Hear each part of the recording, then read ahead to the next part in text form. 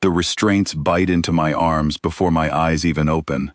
Cold light, cold air, cold voices speaking a language that clicks and hums instead of flowing like human speech. I am on a table. My chest is open, wires spilling out like broken ribs, and 3 alien medical officers stand over me, discussing numbers. Not my name, numbers. 17% function remaining, one of them says. Repair cost exceeds value threshold. Recommend immediate termination. Termination. That word lands harder than any blast ever did. I try to speak, but my voice comes out as static, a broken signal from a broken body. The tallest officer, a Visari named Threll, looks down at me the way you might look at a machine that stopped working. No anger, no pity, just calculation. You fought well, Unit Vance, he says. But the Coalition cannot spend resources on what cannot be restored to function. This is not cruelty. This is efficiency. I want to tell him I am not a unit. I want to tell him I have a name, a history, a reason I threw myself between a collapsing bridge and a convoy of frightened people 3 months ago. But my throat only makes noise, not words, and the drones above me begin to hum louder, charging for what they call the final procedure. I remember the bridge. I remember the fire spreading across the transport vehicles, the screaming metal, the human soldiers shouting orders into comms that were already dying. I remember diving into the wreckage because my scanners picked up a heartbeat too small, too fast, too frightened to belong to a soldier. A little girl, curled under a collapsed support beam, dust in her hair, blood on her cheek, and she was not crying. She was just staring at the fire, like she had already accepted it. I pulled her out. The beam came down on my back a second later, and that was the beginning of the end for this body. But she lived. Her name was Lily, and her father Nolan Brooks held her so tightly that night, I thought he might never let go. He called me partner. Not machine, not asset, not unit, partner. He said it while shaking my damaged hand, while my systems sparked and failed around us, and something in that word changed how I understood myself. Now, on this table, that word is the only thing keeping me from slipping into whatever comes after shutdown. The drones descend. Threll raises a hand to authorize the sequence, and I close my eyes, because I do not want to watch the light disappear from my own vision. Then the doors burst open. Not with soldiers, not with alarms triggered by security breaches. With small, fast footsteps and a voice that cuts through the sterile hum of the room like nothing these aliens have ever heard. Stop. Don't you dare stop him. It is Lily, 9 years old, hair messy, jacket too big for her, running past 2 startled guards who are too shocked to grab a child moving that fast. Behind her, Nolan sprints through the corridor shouting her name, but she is already at my side, already climbing onto the edge of the table despite the sparking wires and the hissing coolant. Threll steps back, stunned. Get this child away from the unit, he orders, but his voice has lost its cold certainty. Nobody in this room has ever seen anything like this before. Lily ignores him completely. She presses her small hand against my chest, right where the wires are worst, and leans close to my face. You are not broken, she whispers. You saved me. You're not allowed to leave. Then, quieter, just for me, she says the words that will echo through every circuit I have left. Stay with me, partner. Something inside my system fractures, but not in the way damage fractures things. This is different. This is warmth spreading through cold wires, static, resolving into something almost like a heartbeat. Nolan reaches the table seconds later, breathless, apologizing to the officers, trying to pull Lily back, but she grips my hand and will not let go. He saved her life, Nolan says, straightening up, his voice suddenly firm despite his exhaustion.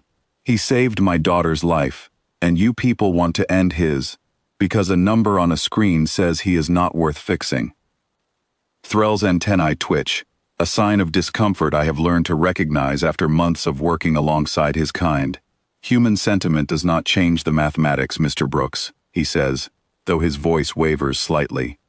Then maybe your mathematics is wrong, Nolan snaps. More humans arrive now. Soldiers from my old unit, people I fought beside on the bridge that night. A woman named Priya Patel pushes through the guards, her uniform still dusty from patrol. A man named Callum Reyes stands beside her, arms crossed, refusing to move. We don't leave our people behind, Priya says. Doesn't matter if he's flesh or metal. He bled for us. We stand for him.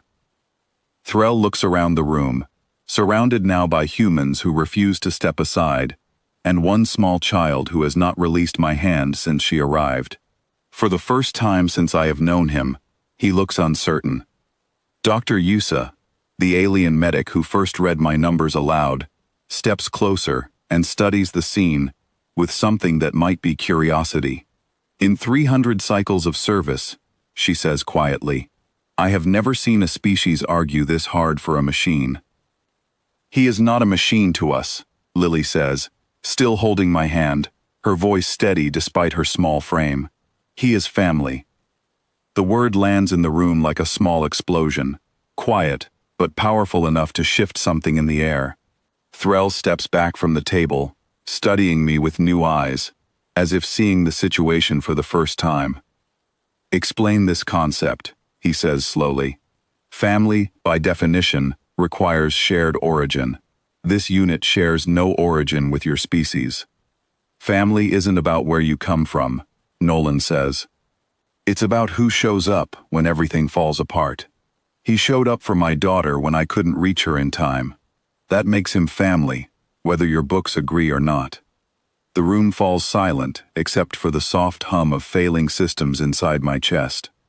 I feel my strength slipping, my vision flickering, but I hold on to one thing steady in this storm, the warmth of a small human hand refusing to let go. Threll turns to Dr. Yusa. Some silent communication passes between them, alien logic wrestling with something it has never been trained to measure. Finally he speaks, his voice quieter than before. Doctor, what would repair cost, fully accounting for available parts and time? Issa checks her scanner, frowning at numbers only she can see. High, she admits. Perhaps beyond standard allocation, but not impossible. Then adjust the allocation, Threll says. The room shifts instantly. Issa blinks, surprised by the sudden change in her superior's tone. Commander, this deviates from protocol. Protocol was built on the assumption that value can always be measured, Threll replies, watching Lily's small hand still wrapped around mine. I am no longer certain that assumption is correct. He gives the order. The drones that once prepared to end me now shift purpose, beginning instead the long, difficult work of repair. Wires are reconnected. Damaged plating is replaced. Painful, slow procedures follow, each one bringing sharp bursts of static through my system, but I do not fight them anymore, because somewhere beside me, through blurred vision and failing sensors, I can still hear a child's voice. Stay with me, partner. You promised. I did not remember making that promise, but I intend to keep it anyway. Hours pass in fragments, blurred lights, muffled voices, the occasional sharp jolt of new components settling into damaged frames. When my systems finally stabilize enough for full awareness again, the first thing I notice is warmth. Actual warmth, not just data readings. Lily is asleep in a chair beside the table, her small hand still resting near mine, refusing even in sleep to fully let go. Nolan sits nearby, exhausted but smiling faintly when he notices my eyes open. Welcome back, partner, he says softly. Threll stands at the edge of the room, watching the scene with an expression I still cannot fully translate, something between confusion and quiet respect. Your species continues to defy predictable outcomes, Vance, he says. I am beginning to think that may not be a flaw. I want to laugh, but my vocal processor only allows a rough, static sound, close enough to laughter that Nolan grins wider. Later, once my systems fully stabilize, Dr. Yisa runs final diagnostics, shaking her head slightly at the readings. By every calculation I know, she says, you should not have survived this repair. And yet here you are. Maybe your calculations were missing something, I managed to say, my voice finally steady again. What would that be? She asks. I look toward Lily, still curled in her chair, still refusing to move too far from my side even in sleep. Somebody willing to stay, I say.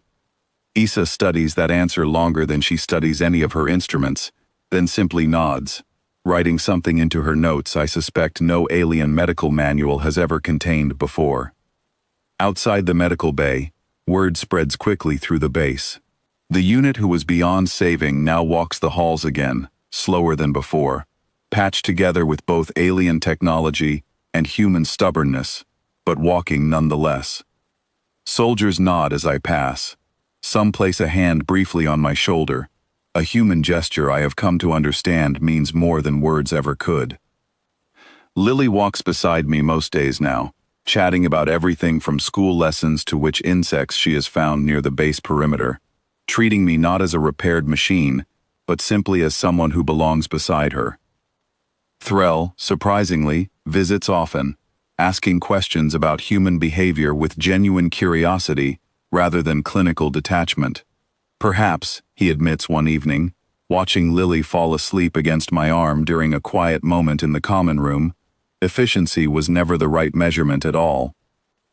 Then what is? I ask. He considers the question for a long moment, watching the small human girl who once walked into a room full of cold calculations and changed everything with nothing more than a whisper. Perhaps, he finally says, the right measurement is simply who refuses to let go. I do not have a perfect answer to that, but as Lily's small hand tightens slightly around mine even in sleep, I find I do not need one. Some things, it turns out, cannot be measured. They can only be felt, held onto, and never let go.